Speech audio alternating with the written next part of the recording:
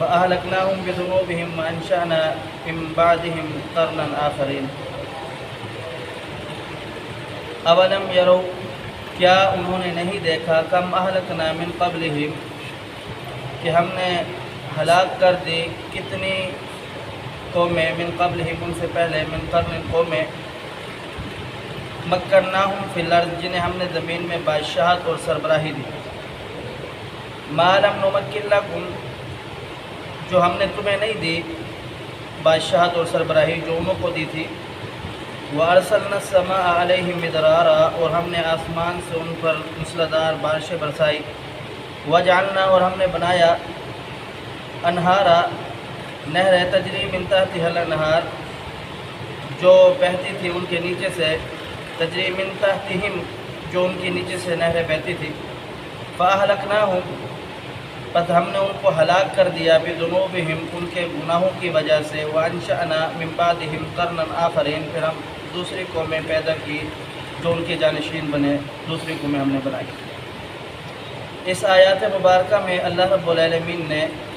مشرکین مکہ کی مذمت کو بیان فرمایا اور انہیں ایک دھمکی لگائی کہ یہ مشرکین مکہ جو تھے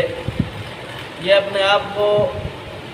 سردار سمجھتے تھے، اور یہ ان کے اندر ایسے لوگ تھے، آپ نے سنا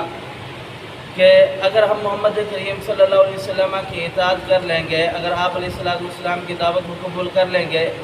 تو پھر ہم اتنے بڑے بڑے سردار، پھر ہمیں نیچے بیٹھنا پڑے گا، محمد کریم صلی اللہ علیہ وسلم کی بات ماننی پڑے گی، ان کی اطاعت کرنی پڑے گی۔ صرف انا اور صرف اس ہٹ درمی کی وجہ سے بھی انہوں نے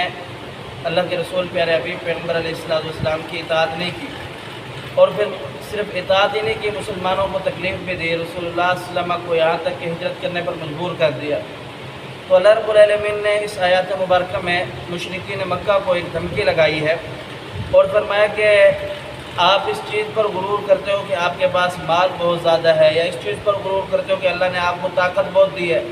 آپ مسلمانوں پر ظلم کرتے ہو، یا اس چیز پر غرور کرتے ہو کہ اللہ رب العالمین نے تمہیں زمین کے اندر بے شمار نعمتیں دی ہے۔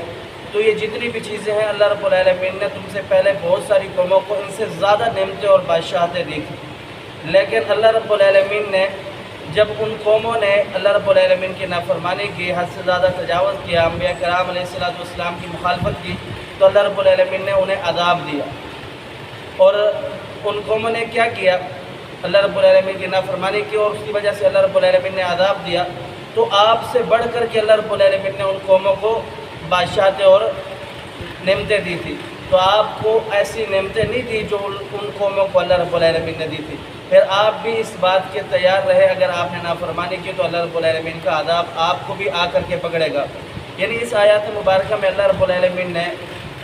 مشرکین مکہ کو اس بات کی دھمکی لگائی ہے کہ رسول اللہ صلی اللہ علیہ وسلم کی اطاعت کر لو، ورنہ ان قریب جیسے کہ ہم نے پہلے قوموں کو ہلاک کیا، جیسے کہ قوم نوح ہے، قوم عاد ہے اور آل فرعون ہے، اس جیسی اور بھی بے شمار قومیں ہیں جن کا قرآن و حدیث کے اندر ذکر ملتا ہے۔ ایسی قوموں کو جن کے بڑے بڑے قد تھے اور جو پہاڑ کو چیر کر کے اپنے ٹھکانے بنا لیا کرتے تھے، ایسی قومیں ہم نے ان کو ہلاک کر دیا، تو آپ ان کے مطابق کچھ بھی نہیں ہے، اللہ رب العالمین آپ کو بھی ہلاک کر دے گا۔ اللہ رب العالمین کی اطاعت کرے اور اللہ رب العالمین کی نافرمانی سے بچے۔